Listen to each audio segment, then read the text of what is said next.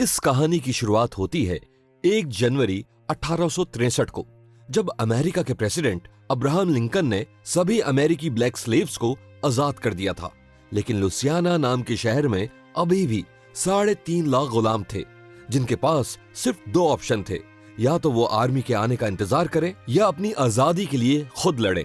और ये कहानी इसी सत्य घटना को दिखाती है। इसके बाद हम देखते हैं कि लुसियाना के एक गांव को, जहां के सारे गुलाम रुई की खेती कर रहे थे, और ये सारे गुलाम सेनेटर जॉन के थे, जो कि उन सभी गुलामों का मालिक था। लुसियाना के उसी गांव में पीटर नाम का एक गुलाम रहता था, जो कि अव्वल दर्जे का लोहार था। तभी एक दिन हम देखते हैं कि पीटर अपनी पत्नी और अपने बच्चों के साथ पूजा कर रहा था कि तभी वहां 2 लोग आते हैं और उसे उनके साथ चलने को कहते हैं। पीटर उनके साथ जाने से पहले अपने परिवार से मिल रहा था कि तभी उन दोनों में से एक आदमी पीटर को जबरदस्ती बाहर ले जाने की कोशिश करता है, जिसके चलते पीटर और उन दोनों में लड़ाई हो जाती है। तभी उनमें से एक आदमी पीटर की पत्नी को मारने की धमकी देता है और उसे गाड़ी में बैठने को कहता है, जिसके बाद पीटर को मजबूर होकर गाड़ी में बैठना पड़ता है और इस गाड़ी में और भी कई गुलाम बैठे हुए थे।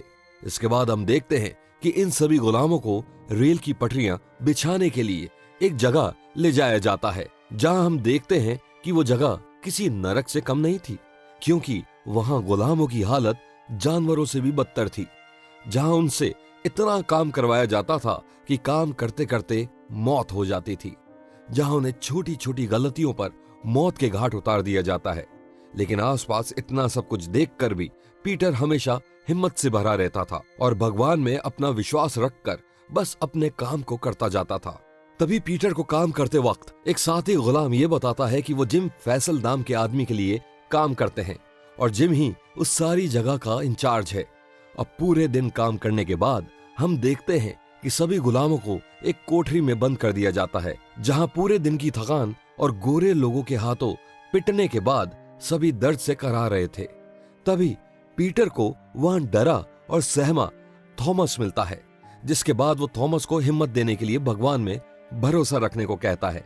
लेकिन पीटर की इस बात को बाकी गुलाम नहीं मानते हैं और उसे कहते हैं कि उनकी ऐसी हालत देखकर उन्हें नहीं लगता कि असल में भगवान होते भी हैं कि नहीं। अपने साथियों से ऐसी बात सुनकर पीटर बहुत दुखी होता है, पर फिर भी वो उन्हें कहता है कि वो उनके लिए भगवान से प्रे जरूर करेगा।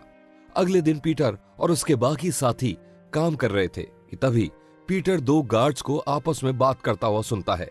वो दोनों गार्ड्स बात कर रहे थे कि लिंकन ने सारे गुलामों को फ्री करने का ऑर्डर दे दिया है और सारे गुलाम बैटन रूज की तरफ जा रहे हैं।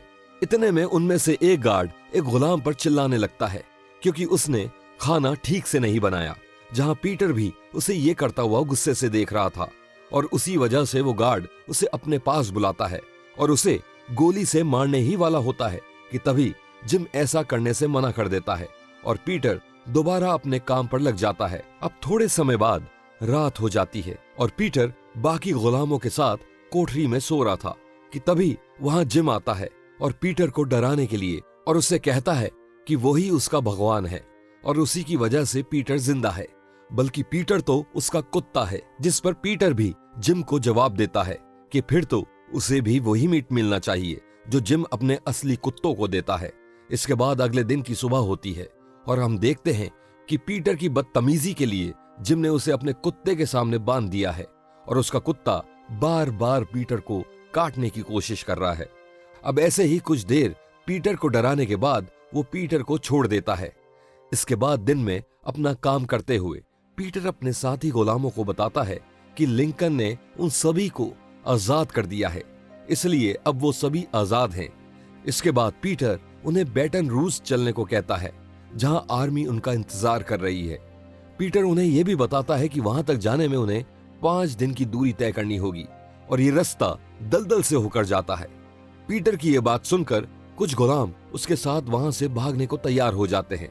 इसके बाद सारे गुलाम अपने अपने काम में वापस लग जाते हैं। तभी एकदम से वहां एक गुलाम की काम करते वक्त मौत हो जाती है, जिसके बाद गार्ड्स पीटर को उसकी लाश को बड़े से गड्ढे में फेंकने को कहते हैं, जहां बाकी कई और गुलामों की भी लाशें पड़ी हुई थी। इसके बाद पीटर उसकी लाश को गड्ढे में डाल रहे थे कि तभी वो देखता है कि 2 गार्ड उसे गोली मारने ही वाले हैं। लेकिन तभी बड़ी चालाकी के साथ पीटर उन दोनों गार्ड्स पर हमला करके उन दोनों को मारकर वहां से भाग जाता है। और मौके का फायदा उठाते हुए कुछ और गुलाम भी पीटर के पीछे पीछे वहां से भाग जाते हैं।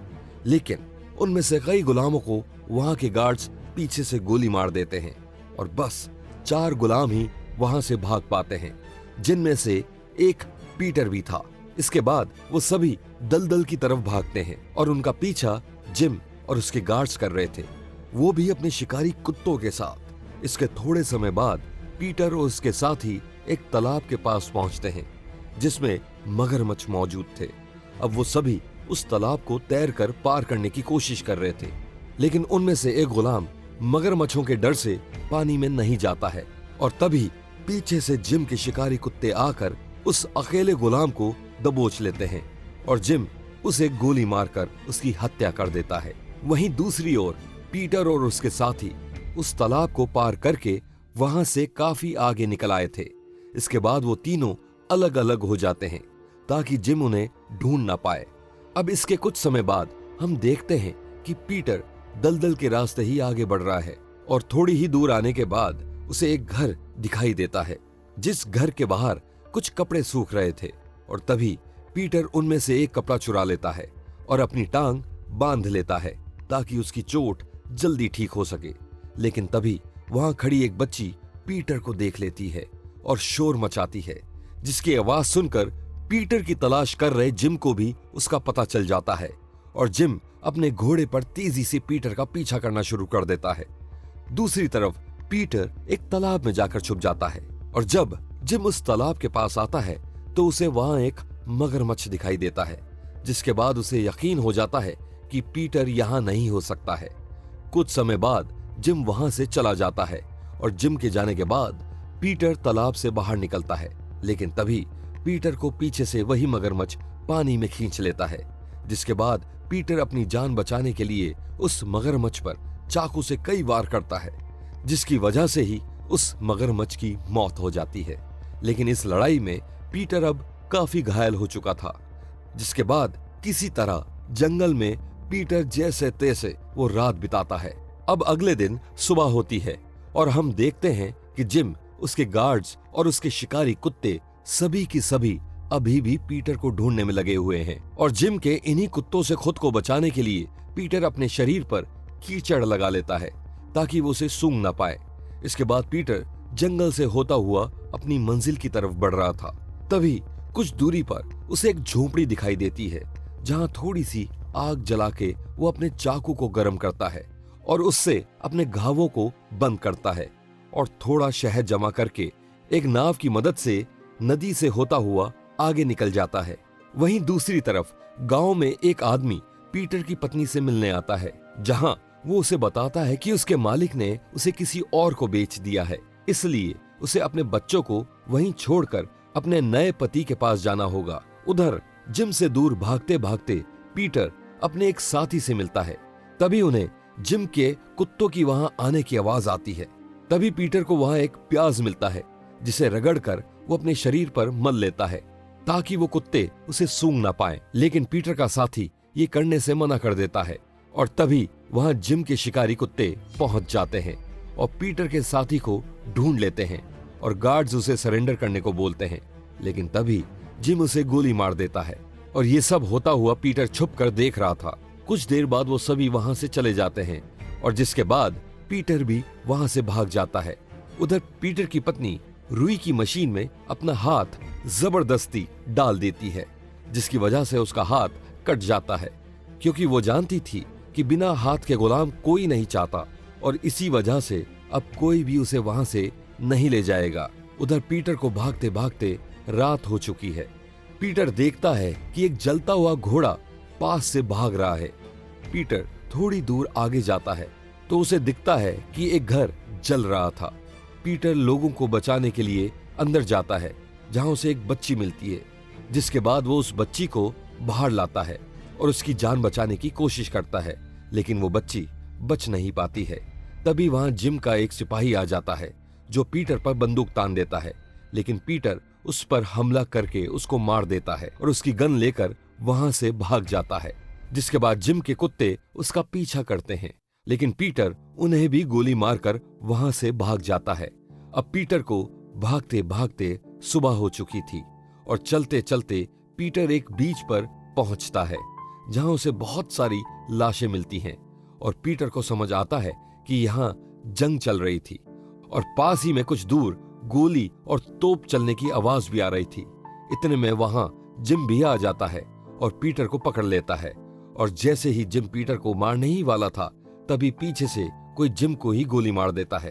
तभी वहां आर्मी के सिपाही पहुंच जाते हैं जिन्होंने जिम को मारा था। इसके बाद आर्मी के लोग पीटर को वहां से ले जाते हैं, जिसके बाद पीटर का इलाज करवाया जाता है। इसके बाद पीटर एक ऑफिसर से मिलता है जिसको पीटर सब कुछ बताता है।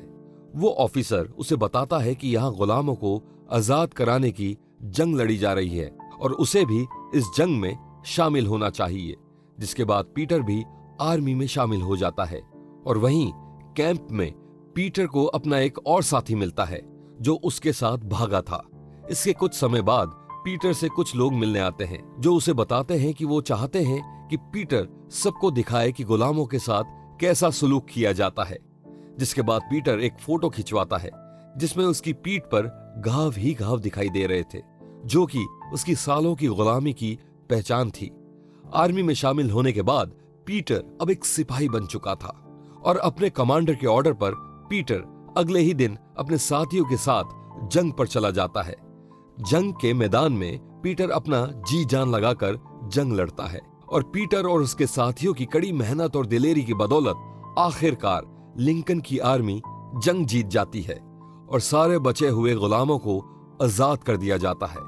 आखिर में जंग जीतने के बाद पीटर अपने गांव पहुंचता है जहां वो अपने परिवार से मिलकर फिर से भगवान का शुक्रिया अदा करता है और यहीं इस फिल्म का अंत हो जाता है। तो ये थी एमेंसिपेशन फिल्म की सारी कहानी।